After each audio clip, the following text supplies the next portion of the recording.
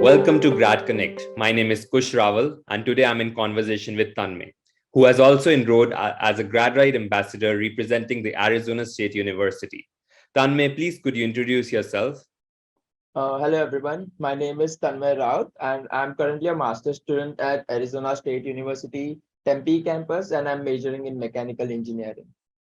Please could you also tell about your undergrad degree? Oh, I've completed my undergrad bachelor's degree from Manipal University, Manipal, in aeronautical engineering. That's amazing. So today we'll be talking about Tanmay's journey to Arizona State University and grab some insights about the university. Thank you, Tanmay, for taking time out to help Indian students with their journey to masters abroad. So Tanmay, what led to the thought of pursuing a master's degree in mechanical engineering? So after working for about 2 years, I felt a need to upgrade my skills and get a job opportunity. And as like in USA, it's always a upgrade in your career. So after a thorough research on the job opportunities and career in which I want to grow, I thought pursuing my master's in mechanical engineering in USA would be a good option. Okay, so when you decided what you wanted to do, so how did you start shortlisting the universities and what was your process regarding it? So it was a very difficult it was very difficult for me since I had no outside help as such. So I Right. made a Excel sheet in which I had listed all the factors which matters, like while you choose a university. So the factors that matters are fees, the majors you want to go into, the city which you want to go, then the professors, the scholarships, then Mhm. how ambitious the universities for like you want to get into, then your GRE scores, then your proficiency score, English scores, and of course the deadline matters a lot. So how many universities did you shortlist out of the list you had made in all these process? So during my time, it was COVID thing, and actually I didn't give GRE because I had other constraints. Mhm. So I had shortlisted almost like 10 universities, Mhm. and then I had applied for around 7, 8 universities. Okay. So out of which, how many were ambitious choice? How many were moderate? So only two were ambitious, Okay. and apart from that, I got admitted from everywhere. That's pretty amazing. So, when you shortlisted the university, so how did you work on your resume to Uh, actually get the admission secured over there?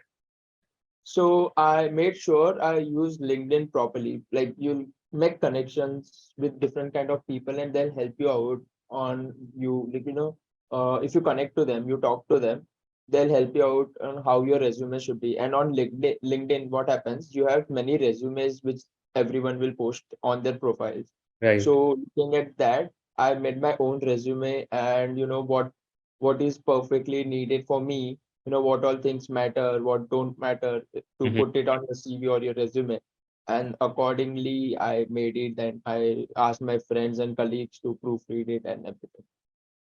Okay. And out of the show, you got admit from whatever universities you applied to. So, why did you choose Arizona State University over the others? So selection for ASU. So ASU is a public university, and I wanted to go in a public university, Mhm. which because it gets a lot of federal funding. Uh, they thing about ASU is they offer very good courses, which I wanted to take, and which you can find online. Like whatever university you want to go into, they show whatever courses they offer and everything, Mhm. and you can easily see whoever the faculty is there, and whatever their projects are, and how much fundings they have. It's all transparent basically, so you can see that on Google or wherever you want to. And I want to work under some professor who has like good funding and everything. And then I checked for the job opportunities in Arizona, because that's what matters finally. Like Right. sometimes you want to work under a professor or you want to have a job. So the university, the state, what job opportunities are there nearby. It matters a lot, and that's the reason I made the final decision. Okay, I'll go to Arizona ASU State. And what was your application process like to apply for Arizona State University, and also the scholarship process? Like, did you get any scholarship, and how the process was? So unfortunately, I didn't get any scholarship. But so I made my application through IDP and Kaplan, because usually what they do, they have some connections and you get free this thing, application fee waiver. So I had to prepare my SOP, my LORs, and along with my CV, and just apply it on the university portal. When the LORs would be submitted by the concerned authorities, once you give their email, uh, application will be completed after you pay the application fees and everything. And then scholarships, you'll get to know how to apply for the scholarships. I was unaware about many, process about how to apply for scholarships during my time, but later on I got to know some things, like you can apply for scholarships if you have proper guidance, I'll So say. please, can you highlight a little on the scholarship part? Like, how can students go ahead and apply for it? So it's CGPA centric, and in ASU, basically, once you get an admit also, Mm-hmm. you have a portal, and you will get different kinds of different mails. Right. And on that portal, you can put your SOP, whatever your requirement is. You'll show, basically, you show them how capable you are, and you get a scholarship for like 5,000, $10,000 or So it something like basically happens on the portal which you are offered. that. Yeah, Okay. it happens on the portal. And what do you think made you stand out to get admission in Arizona State University? Like some factors which you think like this made an impact and I got an admission here. So basically, I had decent enough grades during my bachelor's, Mm-hmm. but the thing is, I had lots of projects. Like I had around 7, 8 projects Right. and almost 4 internships, along with my work experience, which helped me, get selected for ASU very quickly. Like I got admit in like 2 or 3 weeks. So were the projects like very much aligned to mechanical engineering? Yeah, they Okay. were. Okay. And going towards like your university life, how diverse is your batch and what background do other students have? So my batch, I'll say here in USC, you have to, select basically how it goes. You have to select courses, and for different courses you'll have different different students from different majors. So like you'll have more, like one thing about ASU is you'll find people from all the ethnicities. You see Asians, you see Europeans, and everyone around you in the class who will be from all the different majors, and you'll be competing with them for getting good grades. So like everybody has done their undergrad in engineering itself or some other diverse courses also? So some people, they come from bachelors of what do we say, bachelors of sciences, Mhm. BS or something like that, and most of them are from engineering, I'd say. Okay. And how is the teaching methodology? Like how different is it from India and how are the professors over there? So the professors here are more interactive, I'd say. Like they believe in class participation. It's different from India in the sense that they are more practically oriented. The courses are basically practically oriented. So the students also in general, ask their doubts based on the current scenario which is going on in the world and the current developments. And accordingly, the professor, teaches you and guides you around. Okay. And considering like the intensity of the course, are you able to manage part-time job as well, or like just tell about how intense the course is? So, so I'll say, before you take any course, first week you get to know the patterns and about what how gonna proceed in the course. So what the professor expects from you, it'll be all given. How the assignments would be, how your midterms will be, what if the projects and the term papers and everything. So it's easily manageable, because basically that's the best thing to study in US is you can perfectly manage each and everything. So you have 6 classes which are like 1 hour 15 minutes. Rest of your whole time you can work 20 hours per week, you have still left with lot of hours to study, to work Right. in a lab, to volunteer in a lab, and do many things. So it's manageable, right? Yeah. And like, I don't know if you have gone through your recruitment journey. Can you throw some light on the recruitment journey? What companies do generally student gets placed into, and what are like the average salary expectations? So I'll say we have career fairs usually thrice or four times in a year, as far as I know. But you have to build your own connections. There Mhm. are so many companies who come every other week, okay, and tell about themselves. They tell about what they expect from their, who's they're gonna recruit, or what skills do they want from the student to and get them. And usually the thing is, students usually they go for CS because they have like crazy amount of salary. It's almost like, I'll say, $150,000 on average, which is a lot. Some of them get what, Average, 220, it's 150. 250. Yeah, I'll say average is $150,000 per annum.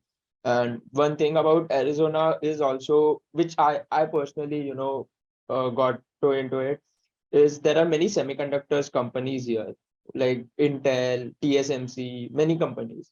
So basically, these companies, they take students from electrical, they take students from mechanical for process engineering, they take students from CS, from each and everything, and they'll have salaries from almost averaging around 90 to $120,000. That's pretty amazing. Yeah. And considering like managing studies, part-time job, how is the study life balance? Like, are you able to So explore so that? Yeah. it totally depends on you, basically.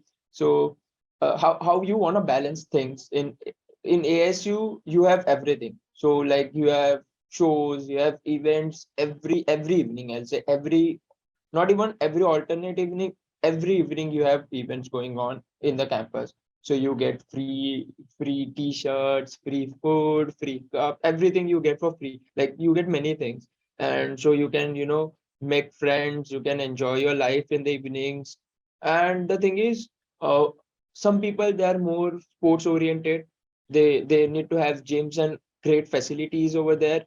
I'll say, if someone's gonna come at ASU, you should check out Sun Devil Fitness Center at Tempe campus. It has like what, 8 basketball courts inside it, which is great deal. And you have every other sports there, Mhm.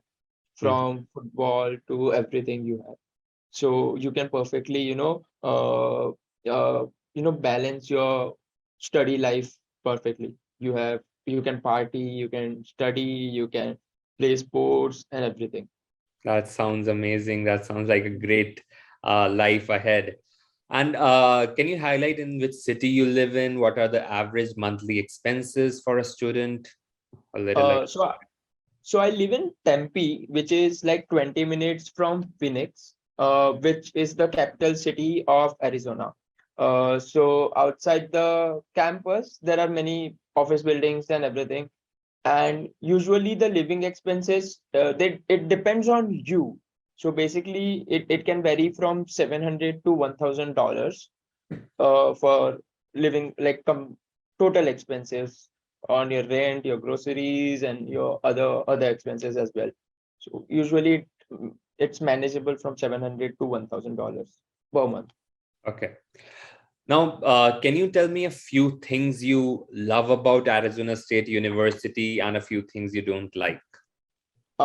So ASU is very good in terms of diversity, I'll say, which they have here. Like there are many events and people from all ethnicities and all around the world. They come here. You get to interact with each every one of them. And the thing is, ASU has extremely good laboratories, I'll say, because they are federally funded, and they get, I'll say, they'll get a lot of fundings. You can check their NASA projects and everything. You'll be amazed looking at it, I'll say. And that's one of the few things. Like there are many things I'll go on saying which I like about ASU. Some things which I don't like about ASU are very quite a few. One of is is what they can't do about it is the Arizona heat, I'll say, because the summers over here are very hot. You can barely go outside, Mhm. so it's difficult. And also ASU is a pretty big campus, and so you need to take your classes very smartly. So like since going from one class to another is kind of tricky, and you need to manage your time perfectly so you don't miss your classes. Okay. And like how many Indians are there like on a average in your class? uh, so you'll find many Indians, like good enough, good number of Indians. Okay, okay. If you like now, if you could go back in time, do you feel you could have done a few things differently, or do you feel this is the right path for you? So to be honest, I'll have, I would like to have got more guidance so that I could have got a scholarship, because I got to admit in like 2 or 3 weeks. So I thought that I could have got a scholarship if I would have got better guidance, and uh, hassle-free loans and everything, because I had to invest a lot of time in that. Also, I was not aware about many processes, like when I was in India, I was not aware, aware about H1B, co-op, and how other thing works. And many other universities, I was not aware about many universities what they offer. So Right. I wish I would have chance, apply for some Ivy League universities, which I could have got into with my profile. So you like feel like you could have explored more, and you would have like Yeah, landed to definitely I would have, some other position. because Yeah. yeah, I would have got into one of it, because I after coming here, I got my connections. I made many friends, and Mm. so you connect and you see how their profile was, and accordingly. So it's like I think I could have done that. But it's okay. We are looking ahead and forward in our life. Yeah, right now I'm very good. I'm very lucky to be here, and like I told you, like Right. it's all going perfectly, and I am about to land a job and all. So probably you get many opportunities here. So So could you that's like highlight a few things like about how on a personal level you build connections and go ahead for finding a job? so it's very important, I'll say, because LinkedIn and is very important, how you build your profile, how you make your connections. So one thing I learned is uh, you should be, everyone has something to offer. Right. So every connection matters. His or her friend will be in will have some job. Consider someone has a Microsoft job, someone has a Google job, and someone will refer you out. So references matter a lot. That's the reason connections, they matter a lot. And people over here, they're very open to connections. They'll help you out in each and everything. They'll help you out in your career, what projects you can do, how you can proceed ahead in your career and everything. So any last advice for the students who want to pursue masters at ASU? So one major thing, make sure you prepare for the heat and you're gonna enjoy here. And one thing for sure is at ASU, you have plenty of opportunities in research, or I'll say job opportunities, which is the best part, since you come here for your career basically. So that's very important, because ASU provides your pool of opportunities in each and everything. Thank you, Tanmay, for the wonderful advice. Thank you for coming and joining the call today. I know a lot of Indians will benefit from the insights you have shared today. It was a wonderful experience talking to you, and I wish you all the best for your journey ahead. Thank you.